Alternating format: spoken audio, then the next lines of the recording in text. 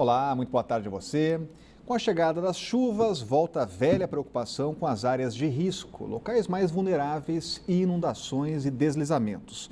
O último relatório da Defesa Civil mostra mais áreas perigosas, como Fercal, Vicente Pires e Estrutural. Veja na reportagem de Camila Lopes. As primeiras chuvas começaram a cair e, com elas, a preocupação da Defesa Civil com as áreas do Distrito Federal consideradas de risco.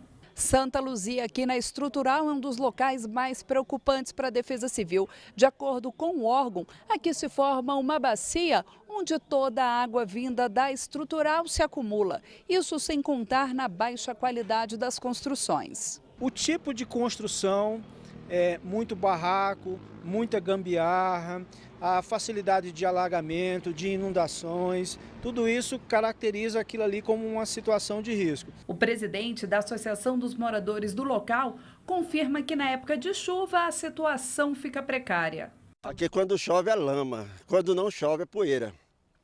Muito terrível, muito difícil andar aqui na Santa Luzia. Mas Santa Luzia não é a única área de risco no Distrito Federal. No último mapeamento feito pelo governo no ano passado, 36 áreas de risco foram identificadas. A Defesa Civil reforça que trabalhos de prevenção evitam que desastres aconteçam. Tanto no nível individual, familiar, coletivo, tem possibilidades. Desde limpeza de calha, cuidados ao andar na rua quando estiver caindo raios, não jogar lixo na rua para não entupir bueiros. E parece realmente uma notícia repetida a cada ano, sempre que é em época de chuva, tem a lista das regiões com risco de deslizamento. Exatamente. E é muito triste porque é nessas ocasiões que a gente se lembra como ainda há muito o que fazer, né? Ou como o governo fez pouco nessas áreas mais vulneráveis em época de chuva.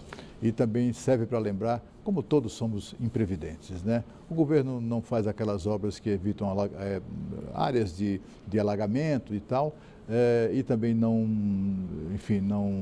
providencia a pavimentação de vias, né? Também o saneamento básico, a canalização de toda essa água que cai na temporada de chuvas e acaba também potencializando e aumentando dramaticamente riscos de deslizamento e de desabamento. Ano sai, ano entra e a história continua igual. E vamos agora à lista do racionamento. As regiões que estão sem água hoje são Ceilândia Leste, Águas Claras, Parkway, Núcleo Bandeirante, Candangolândia e Jardins Mangueiral. Além de Asa Sul, Lago Sul e os bairros Vila Nova e Residencial do Bosque, em São Sebastião. A Câmara dos Deputados concluiu a votação da medida provisória do Refis. Poderão ser refinanciadas as dívidas vencidas até o dia 30 de abril deste ano. Os descontos sobre os juros variam de 50% a 90% e sobre as multas de 25% a 70%. Um trecho polêmico que garantia a adesão de pessoas ou empresas suspeitas de corrupção foi retirado. Os deputados também derrubaram a proibição a políticos e parentes que estavam fora do texto inicial do programa e aprovaram o perdão da dívida de igrejas. O projeto segue agora para análise no Senado. Advogados de Michel Temer e dos ministros Padilha e Moreira Franco devem entregar as defesas logo mais no início da tarde, na Comissão de Constituição e Justiça. Uma ala do PSDB, insatisfeita com a escolha de Bonifácio Andrada, decide a qualquer momento se ele continua ou não na relatoria da denúncia.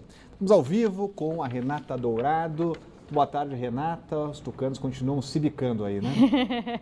É isso, Rodrigo. Muito boa tarde para você, para o Cláudio, para todos que estão aí nos acompanhando. O problema é que o PSDB está em cima do muro, né? Há uma divisão aí no partido, então há uma ala que defende esse apoio irrestrito ao governo do presidente Michel Temer. Há uma outra ala que defende uma ruptura, embora a gente lembre aqui que o partido tenha 4 ministérios, ou seja, é um partido que realmente faz parte dessa base, mas há algum tempo já tem alguns tucanos que defendem essa ruptura aí. Então, eles não querem essa exposição, porque a gente sabe que vai caber ao relator apresentar um documento, apresentar esse relatório, defendendo ou não o presidente Michel Temer, ou seja, favorável ou não, ou contrário à denúncia oferecida pela Procuradoria Procuradoria-Geral da República. E é exatamente essa exposição que os tucanos querem evitar. Então, há quem defenda a substituição aí por um nome de um outro partido, há também que defenda que o próprio deputado não aceite essa relatoria, que ele renuncie a essa relatoria, correndo o risco, inclusive, de ser substituído na própria CCJ, Comissão de Constituição e Justiça. Enfim, essas questões aí do universo da política, né, que tem aí envolvendo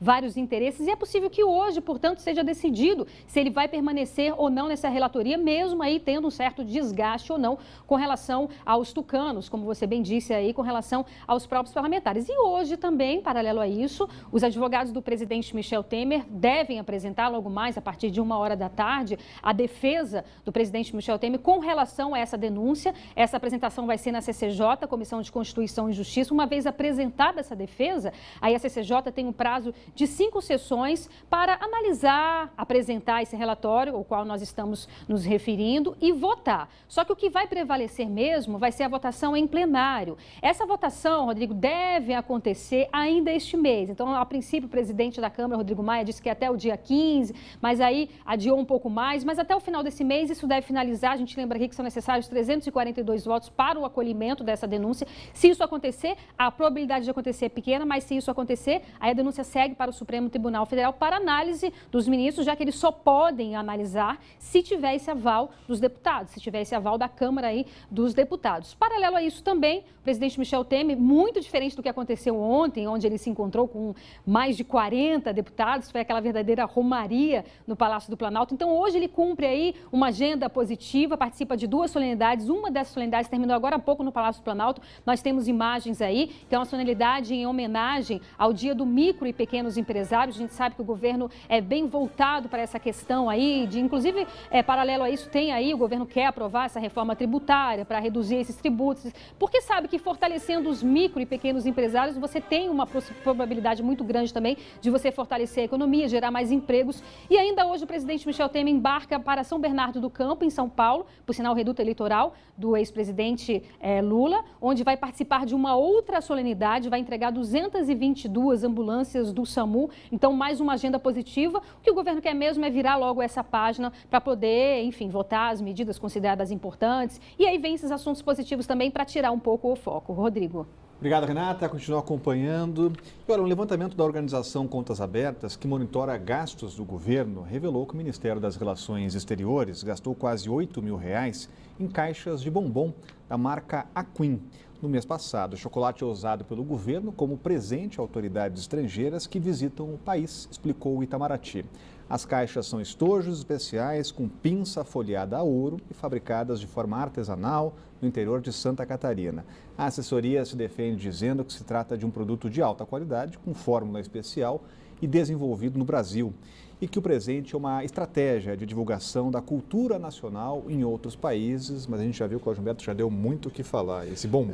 É uma despesa indefensável no país em crise, né? O volume de dinheiro não é muito para um governo, né, para o governo federal, afinal são R$8 mil na compra dessas caixas de chocolate para presentear a chefes de Estado e de governo que nos visitam ou aqueles que recebem o presidente do Brasil no exterior. Já houve um período aqui em que os presidentes e primeiros ministros, reis e rainhas que nos visitavam, recebiam como presente do governo brasileiro uma edição histórica de um livro, um livrão assim, com a reprodução de bicos de pena, de aquarelas, muito bem feitas, muito bonitas mesmo, da expedição Langsdorff do século XVIII, em que artistas renomados reproduziram com a própria mão ali, com o seu talento, as plantas e a fauna e a flora que encontraram no Brasil profundo. Aquilo sim que era um belíssimo presente que representava bem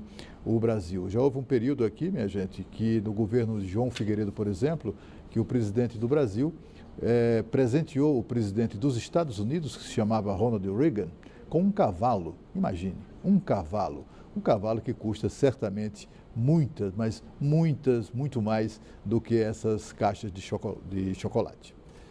E a seguir, a polícia destrói mais de 2 toneladas de drogas apreendidas em operações subancidade. Volta já.